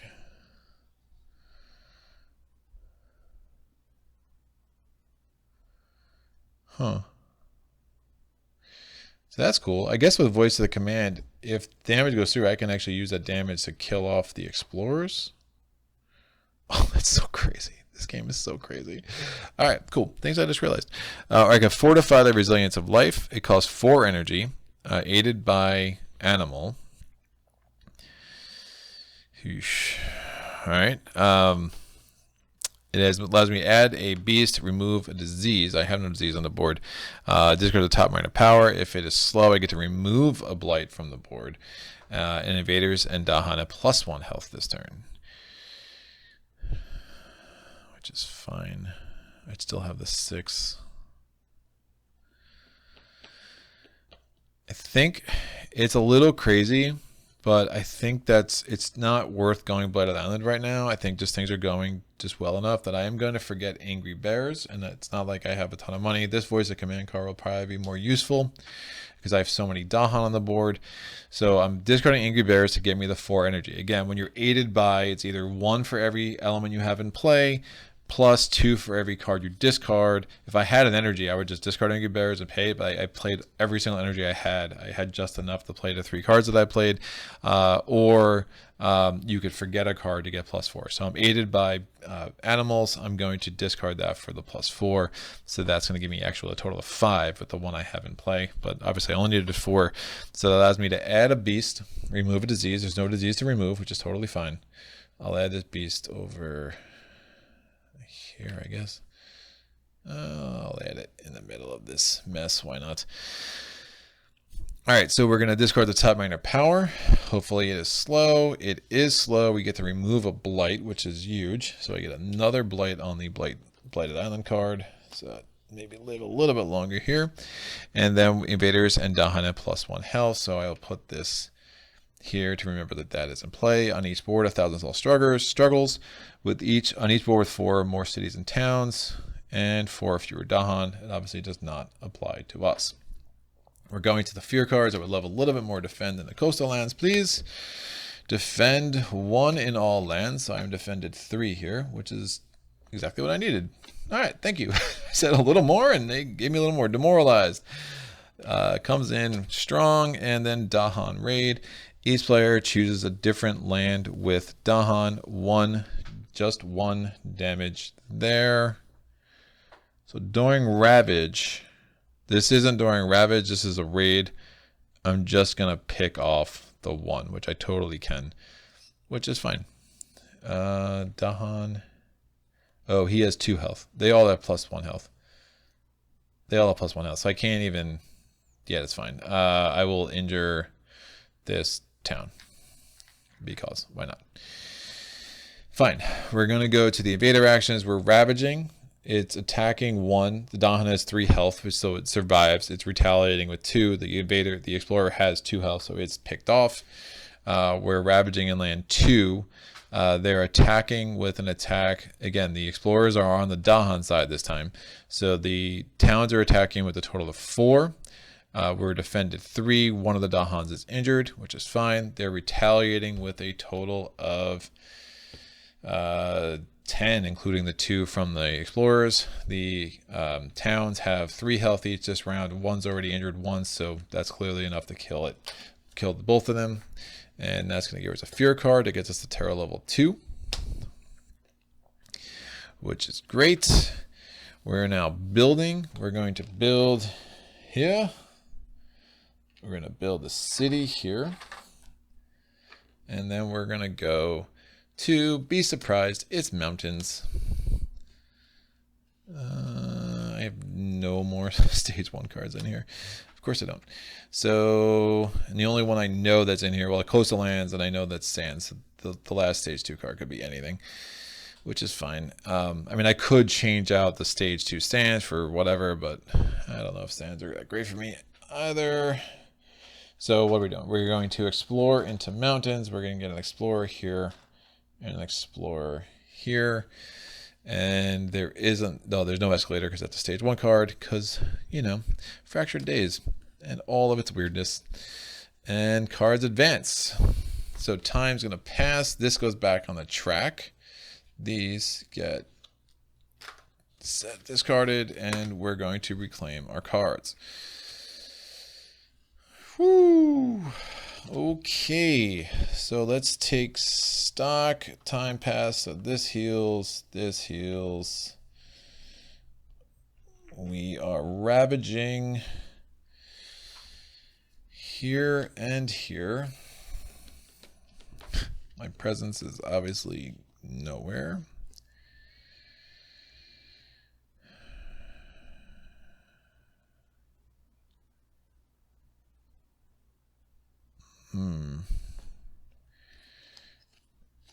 Voice of command is going to be seriously useless.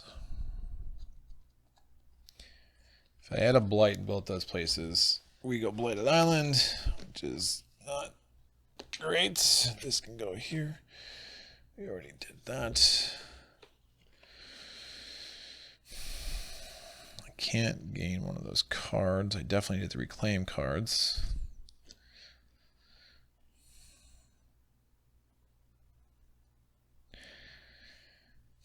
Yeah, so I don't have a sacred place near either of those wetlands, so obviously that's a bit of a problem. The one thing I could do, so I have absolute stasis, which is a no-brainer. First of all, I'm going to gain 2. I don't know if it makes sense.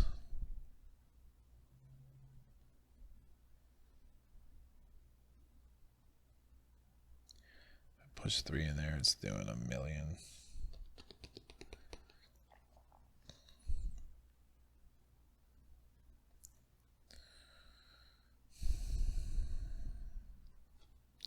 Can't remove that blight with Blur of the Archiveers because there's an explorer there now, so it goes in order, so they would actually build and then ravage before I get a chance to take that blight off.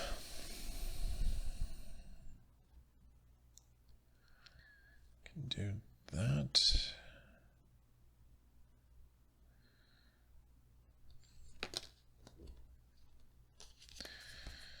So I'm adding 2 time. I'm going to get 2 energy from... I'm not playing 3 cards this turn, so this is the first time I really took presence off the top when I had the option.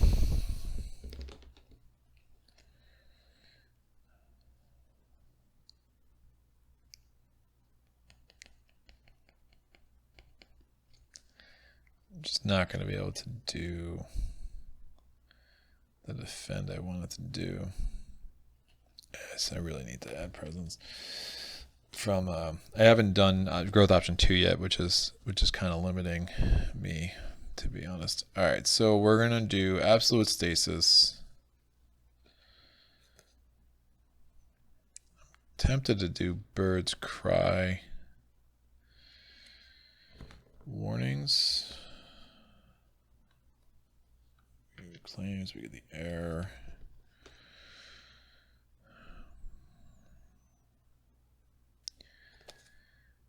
Just to push some Dahan around because I have a billion of them.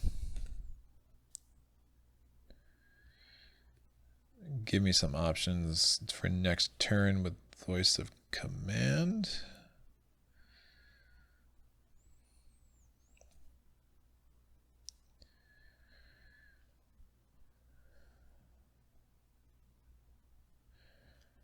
Oh, I could put the jungle. That's right, because the card's advanced. So I could replace that. Huh. I like that. Let's do that again. Why not? All right.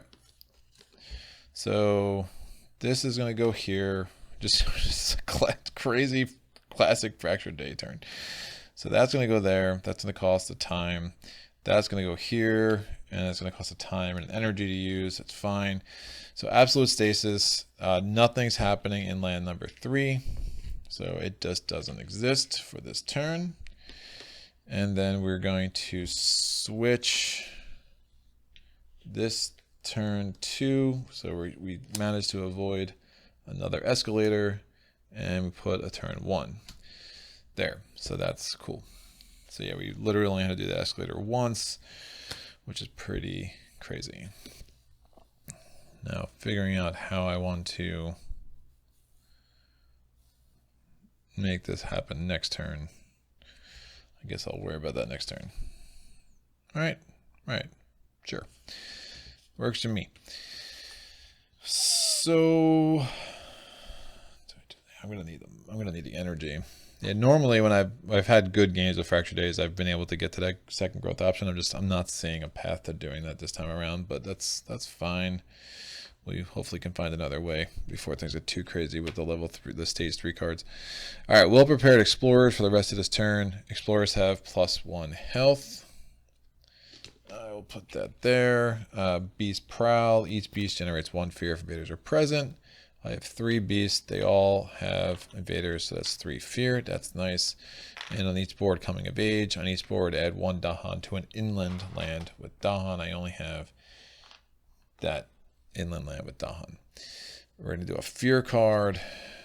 Each player may gather 1 explorer town into a coastal land, defend 2 in all coastal lands.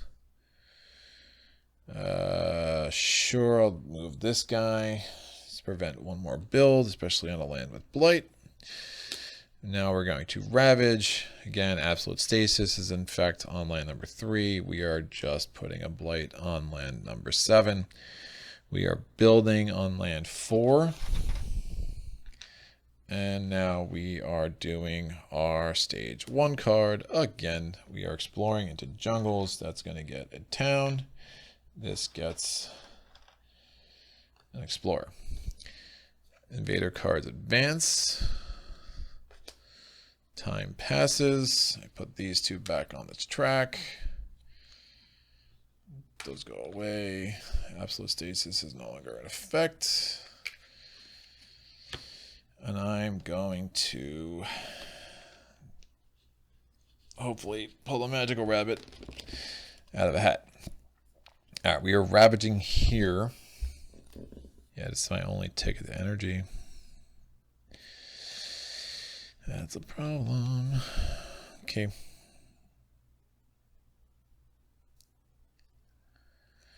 So I'm going to do this. I'm going to gain a card.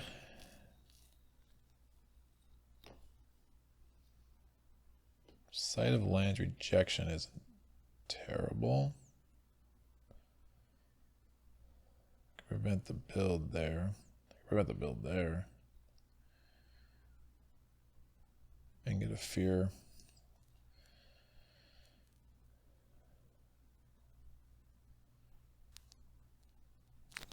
Drought's like the game winner card, right?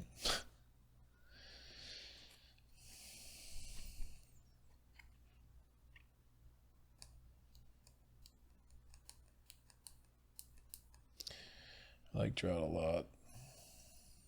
But it makes you add a Blight, which might not be the worst idea. Because again, we're gonna have stage 3 cards in play now. I can't. I mean, first of all, the past returns against here, and I would have to put a stage 2 card there, which is kind of stupid. So I mean, I really have to figure out a way to win this in the next 2 turns. Unleash a torrent of self's own essence is interesting. Oh, well, that's nice.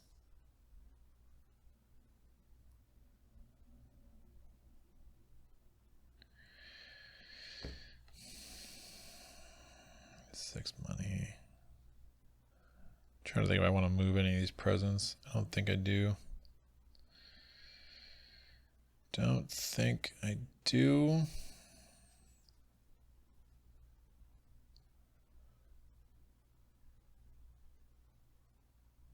I might. All right, I'm going to move this here.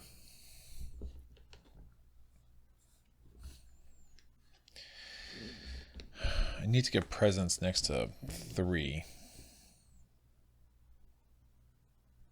I think it's a little risky, but I think this is the play right here. I think I can maybe blow through some cards and get to a tarot level. That's a lot of fear cards.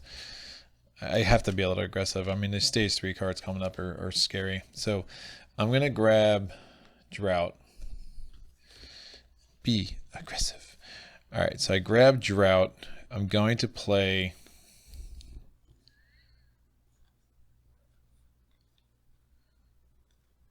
two. Do I want this card? No, I don't want Bird's Cry Warning. There's no point. I'm going to play those 2 cards. Now, because this growth option gives me... Oh, and I'm going to get 6 energy. Now, yes, I didn't get my 3rd card play, but it's fine because I have 1 sun from here, and I have both of those have a sun and a sky. So what that's going to allow me to do is actually play another card from my hand, paying its cost. So I'm going to pay for Drought. All right, so Blur the Arc of Years. We're going to remove this Blight from there because there are no Dahan or invaders there. Voice of Command, 1 away from wherever Sacred Place. Oh, I have to move. I'm going to move this here as part of the move a presence option because I'm going to need something next to land number 3. I'm going to do 1 damage to cities or towns only. And there's 6, so yeah, this town is going to be destroyed, so it's not going to build a city there, and that's going to give me another fear card, which is great. That was from last turn, yeah. Sorry about that. So this card is, oh, I get to gather, I get to gather, right, because I had the 3 and the 2, I get to gather another town and another explorer. Oh, that's so nice. I can gather up to 2 towns. Yeah. Okay. So I would gather this town. Well, this explorer is a no-brainer. I'm gonna destroy 3 towns here anyway. And I have the 3 suns. Yeah, so I'm gonna draw this explorer in that town because I forgot to do that first. So I already destroyed. So let's back it up. So I had a town here, which I already gained the fear for. So I won't forget that. So now I first gather and then I go forward, and I'm doing 7 damage total, which is enough to kill 3 towns. I obviously only had 2 there because I decided to leave this one there because I'm going to destroy it anyway with Drought. So I got the fear for that one. I'm going to get a fear for this one as well. And then I have that card remaining. So, and I'm going to add a Blight, but I'm fine. because the blur of the Age of Years allowed me to put another blight on the Healthy Island card, so I won't even go Blighted Island, barring something unfortunate here. So let's see what this is. On each board, choose a land with a city. Oh, build there. That's a little gross. We're going to build in the sands and land 8. I do not want to build another city here, so we're going to do that. That's fine. Beast chase off the homesteaders, push up to 2 explorers or 1 town from a land with a beast. To 2 explorers or 1 town from a land with a beast. Fine, I'll push this town here, or this explorer here. And then rally to the offense of a distant kin. On each board, gather 1 Dahan into a land with Dahan. In that land, defend 1 per Dahan. I don't need to defend anywhere. You know what I could have done? Have it because you can read the whole card. I'll push this guy here, and then I'll gather this Dahan here, and I'll just wipe those guys out because I can.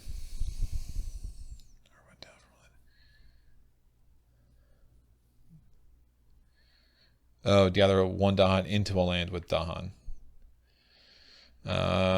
Push up to 2. It's building there. I don't want to do that. So I have to gather. Right. So I'll gather a Dahan from here to here. And then I'm going to push this guy here like I originally did. That's fine. So we're going to go to the Fear card. During the next normal build, we are skip the next normal build. The build card remains in place instead of shifting left. Interesting. So that's going to go there. That's going to go there. Don't hate that, although it would have changed some things if I knew that was there. And now we do the invader steps. Ravage, ravage, nothing, nothing. Nothing to build here. We're going to get a town here. And then we are going to, oh, we're skipping the build. My bad. I just read that. So we're skipping the build. It stays in place. This comes over and is going to move. We're exploring into wetlands. That's exactly why I didn't want another town there. So we explore into wetlands. That gets a town because of Scotland. This is going to get an explorer. There is a source in this wetland, land 7, and there's a source in wetland in land 6. All right. Cards advance, except the build card stays in place. So that's done. And now we're going to play Drought. I'm destroying 3 towns in a land that has one away from my presence. And because I have 3 suns, I get to destroy a city as well. So this is going to get a blight as well, as per the terms of Drought. That's a total of 5 fear I generated. So that's 3 card and then the balance of 2. How close are we? Oh, I need to get through 10 more fear. And then time's going to pass. That goes here. And we're going to go here. Right.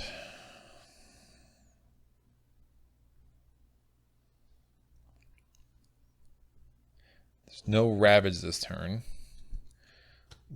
Only 1 city is going to be built, and I don't like that. I still have no destroyed presence.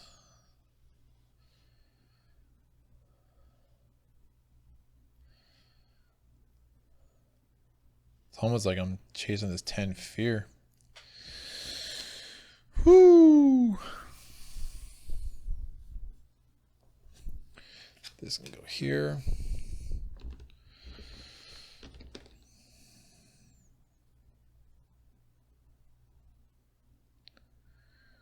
I don't think I took the presence. I don't think I took the energy for the presence track last turn. Yeah, I totally forgot to get a presence for the presence track last turn. So just realizing that now, that could actually make a difference. I will take that now. I'm going to gain this card. Since I gained another major power, I'm going to get rid of Drought. No, am I getting rid of Drought?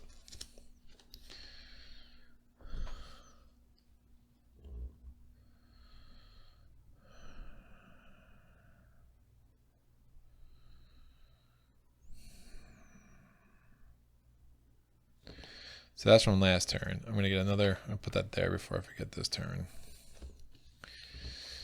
Drought might actually come in handy. Puts me belated.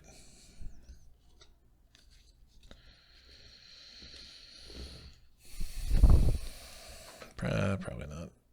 Probably not. I don't see how this is useful.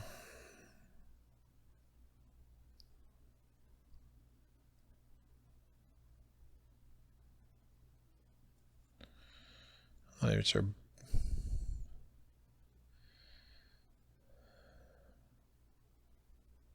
Yeah, if I can destroy this city is going to build a city. If I destroy that city, then we're good to go. Drought actually has the fire elements. I'm not going to want to forget that. Let me forget. I'm not doing the past returns again, so I'm going to just forget that power. So I just lost another unique power. And I'm going to get 6 energy because of the growth option. Am I going to move the presence? Yes, I'm going to move this presence to here because that's where it needs to be. I'm not going to play Bird's Eye Warning because it's a waste of energy and every bit's going to matter. So I'm playing Unleash a Torrent for 2, and I could spend X energy to deal X amount of damage. I'm just going to spend the... none of that's doubled up, which is so nice. I need 10 fear. So if I spend 5, so that costs 2.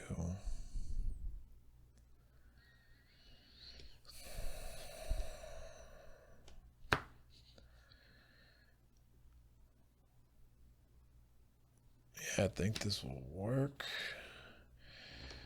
I'm gonna spend the full 7.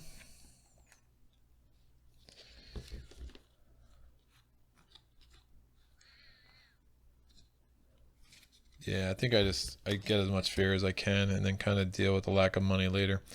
So I'm spending the full 7, and that's going to destroy this city and these 2 towns again. So I paid, so it's Unleash a Torrent of the Self's Own Essence. I paid X energy to deal X damage at a land that is where I have my presence.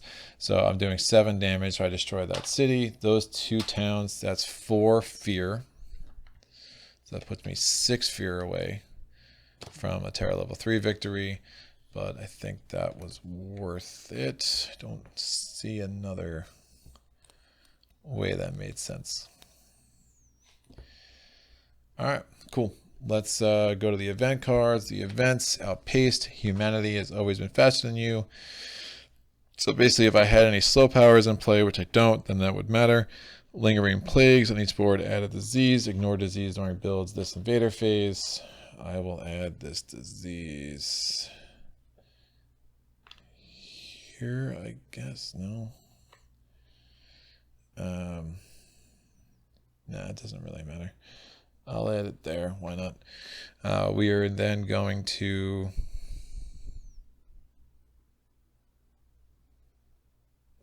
right. So I added it. Right. I was trying to remember where the town went last turn, but I wiped it out. Yeah. I'll add it to. It makes sense to add it to a coastal land just in case. All right. Each raids in forest, each spirit may choose a different land where Dahan number cities and towns. Each Dahan does 1 damage there. That's gonna make sense to do it here, I guess. So all those guys are destroyed. And now we go to the fear cards. Terra level 2, each player removes a explorer or a town from a land with presence. I have no presence where any of the invaders are about to build, unfortunately, but I will just take that guy off. And then we go to skip the next normal explore. During the next invader phase, draw an additional explore card. That's actually really kind of amazing. So we're skipping it, and next turn we're going to draw 2. All right. So we are going to the invader steps. Again, we're still 6 fear away. Where the ravage step is happening. There's no ravage. There's no cards on the ravage slot. The build step. We are not building in jungles. We are building a town in this mountain, we're building a town in this mountain, and we're building a city in land number 7, that wetland. There is no, again, this would, even though there's no invaders in 3, if there was a adjacent city, we would build in land number 3. Obviously there is not. So these are going to now both move over, and we skip the next normal explorer. Time's going to pass. I'm going to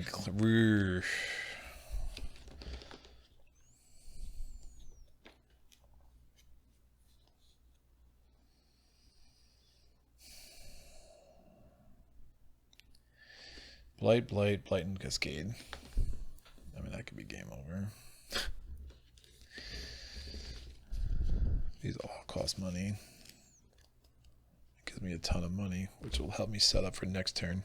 I think that's the play. All right, so I'm going to gain Sleep and Never Waken. We're pulling 2 Explore cards, which is insane. So I'm gaining Sleep and Never Waken. I may have to forget another card. I will forget. I still don't want to forget Drought.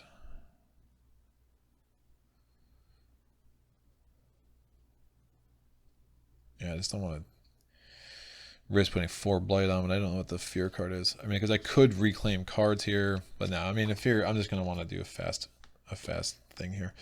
So that's out. I'm forgetting Drought. And now we are going to play, I'm not even going to play Bird's Cry Warning. We're going to, I can move a presence. I don't want to.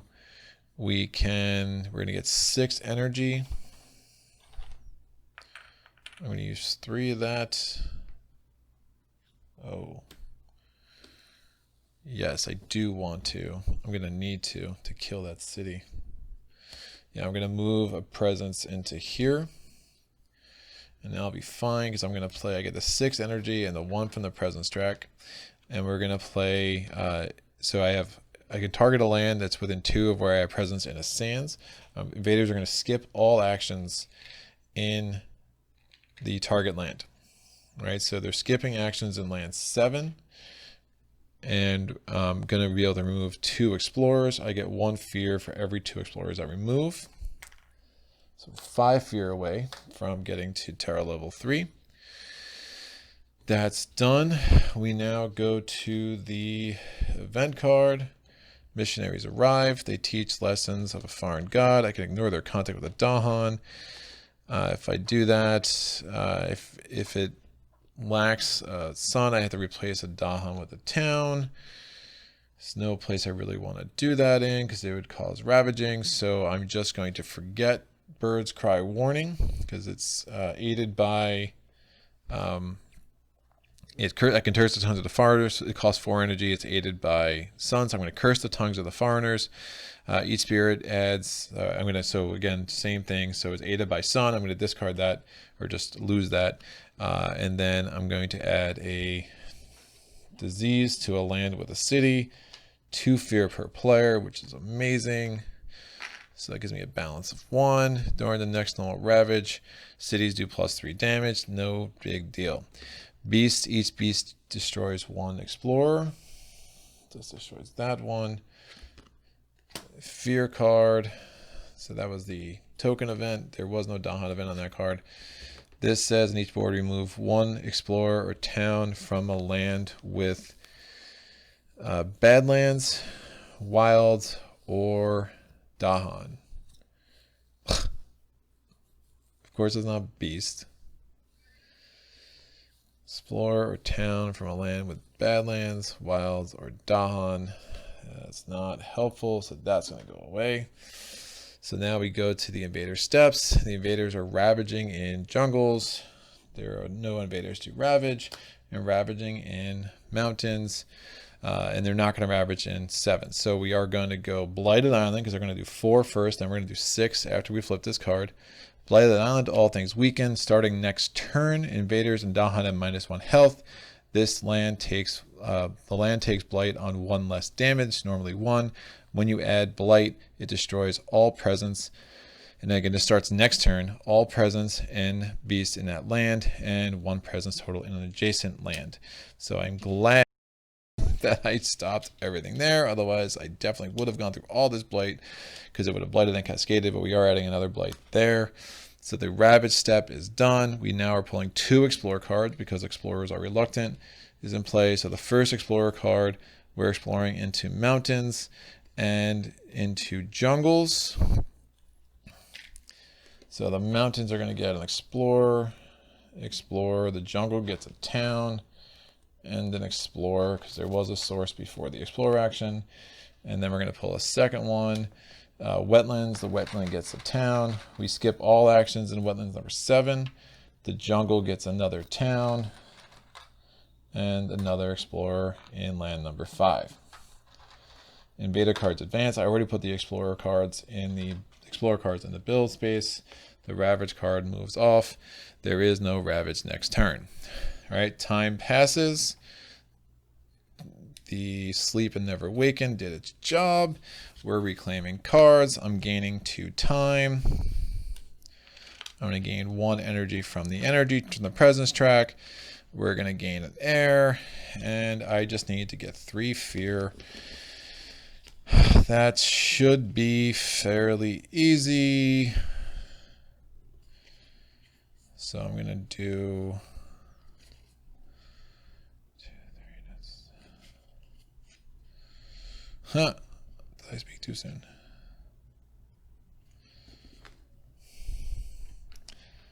Oh. Shoot. I can't move presence.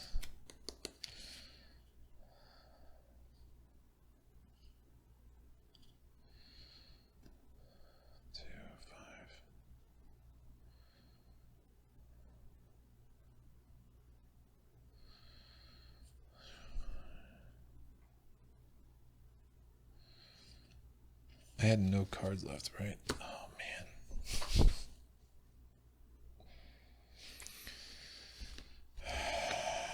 If I played this... It's not the way I thought I was doing it. Now remember... Oh yeah, remember towns and cities, invader. All right, so this is crazy. All right, so the Dahan have -1 health, as do all invaders. So that's like really significant. I don't like this card so much because it does like totally change how you think about the game. So that's actually going to work to my favor. So I can spend less. Right. 2, 3. So they have 1 less health. Invaders and starting next turn, invaders and Dahan at -1 health. All right, so I have a few ways I can do this then. All right, so one way I only need to get 3 fear. Oh, I need to do it this way actually. I don't have a few ways because I need to destroy that city, and I have no other way of doing this. All right, so I'm gonna play this 1 card, unleash a turn. I'm not playing any other cards because I just frankly can't afford it. And then I'm going to spend 3 energy to deal 3 damage. Again, they both have -1 health because of the All Things Weakened. So they are both dead. So that's 2 damage kills the city and 1 damage kills the town. That's 3 fear. That is a Terra level 3 win. Wow. I'm going to go sleep. I think for a long time. Fractured Days. There's a lot going on. There had to be an easier path. I was way too in control for that to be as hard as it was. But you see like the number of cards I went through. I mean, I gained 4 different major powers, right? So I lost 4 cards. You not having innate powers that really, I mean, I used the extra card play to my advantage a couple of times, but you know, when you think about innate powers that have a more direct impact on the land, it's almost like you have an extra card every turn. So having to piecemeal this, I mean, this is an expensive card. It's a very inefficient way. There are so many other major powers that could have been a lot more efficient. I mean, there are major powers that do 6 fear and then damage and then all the fear from the damage, right? I mean, this, you're basically buying the damage and buying the fear So I mean, I spent 7, to put it out. It was 7 plus the 2, and then I spent another 4, 2 plus the 3. So I spent 14 total to destroy what I destroyed. But no, it's cool. It's a cool puzzle. Again, you see what I'm saying about trying to figure out combos. There's a lot of like trying to figure out what cards play well with what. I really didn't like that I didn't have a defend card. I mean, this is where like quicken your struggle or struggles. Carapace land gives you 3 defend. This is defend 6. I mean, these are the cards you really need. Even just I hit all those Dahan. Each Dahan deals 1 damage. I mean, I was able to kind of make it work with the Bird's Cry. Yeah, the Bird's Cry warning. So I guess I used a bunch of the animals here. I had the Bird's Cry warning and the Angry Bears. But it's a cool challenge. I don't know how he plays at level 4. I mean, at least I would need to get better with them before that is like a thing that I can really consider here. I mean, it's just crazy what's going on. I think the power he has, I think, would really be super cool to see in a co-op game. But most of the time with co-op games, I just want to drink a couple of beers and kick back a little bit, and it's not easy to do with Fractured Days. But that was super fun. That was very satisfying. I mean, I know I probably sound tired and a little negative. I'm not. Like, that was really, really satisfying. I needed a win on this channel so bad. I think I've been on like a 3 video losing streak, 4 videos. Who's counting? I don't know. Someone I'm sure is counting. And solo playthroughs, last one back in November of 2018, before the channel even started. But that's fine. So look, obviously I'm getting a little loopy. This was super cool. I am dreading a little bit less Starlight now, I guess, since I'm like, oh, I actually figured out how to win again. It's great. So we'll do Starlight. We got the Pathfinder, whatever. I guess Pathfinder's a car or whatever. Finder of Paths Unseen. And then hopefully we can get someone like Volcano where I can just destroy things. It's like what I like to do. But that was nuts how we need almost, I don't like this Blood Island card, but now I'm like, oh, not that bad. Invaders are weak. But that card can really derail a game. And just, if that card came out earlier, there was no chance. We just had no chance with that card being what it is. So, I'm glad we were able to stay Healthy Island. And you just see how you just have to, maximizing Blur the Arc of the Years, which got me all those Dahan on the board, and then Dahan really helped and worked really well with, Voice of Command, and you kind of piece that puzzle together, and then you're like, all right, well, it's like you all of a sudden like major power has become just like a situational thing. Well, I need this card for this turn, so let me take that, and we'll do there. And it's just it's a lot of cool mechanics, and the thing that you think about at first ends up not being much of an issue. The idea of like this presence is now time. All right, cool. That wasn't a problem. Like in some ways, you want to have all of it. I mean, I never did growth option 2, which is really crazy. Like that's how you start getting more presence on the board. But I just was able to make those 3 presents work and just move them where I needed. And that is the nice thing about both Absolute Stasis, just being that, having the range 2, just create a Sacred Place and use it, right? So I got that Sacred Place middle of the board. I'm good to go. I really like this board. I just think that it flows real easy, and it does make some things a lot easier to kind of see from a strategy perspective. But that was it. We really needed to win there. I mean, if we didn't win there, I mean, we were getting city here, city here, city here, city here, because it would have double built, and city here. Yeah, bye. Would not have had a chance. So that was like our window to do it, and we managed to get it done. So just happy about that. If next was Xenophobia. No, interesting. Yep, this wouldn't have done much help for us. So We got the exact amount of fear we needed with the exact amount of energy we had. And I so would love, I mean, I'm sure, someone can tell me where I went wrong. And then I'm going to say that I didn't mess up any rules. I'm sure I'll watch this back and I'll be like, oops, my bad. But yeah, I hope this is a great introduction to the Spirit for some of y'all, and I hope it was a fun playthrough for people who have been studying this Spirit more than me and are ready to kind of give me some more pointers should I come back to the Fractured Days land again. But that's it. Again, I love making these videos. We will be back next week with something else. Again, Wednesday nights, I am doing my live playthroughs every other week. My October schedule is a little wonky, but I pretty much have something coming out every Wednesday night. It might not always be a live playthrough, but it will be something. So you can go check out my Patreon page.